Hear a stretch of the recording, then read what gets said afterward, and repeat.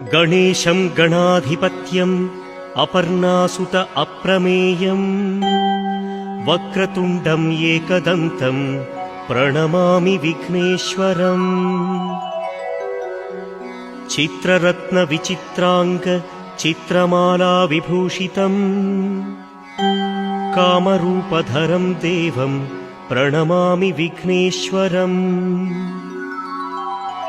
बाहुदातटि निवासेन काणीपाकपुरीश्वरा शुध्यन्ति सर्वपापेभ्यः विघ्नेश्वरं नमाम्यहम्।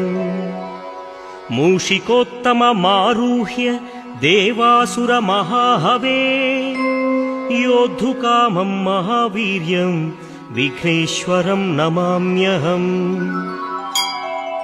दर्शनं विघ्नराजं स्पर्शनं पापनाशनम् पाशाङ्कुशधरं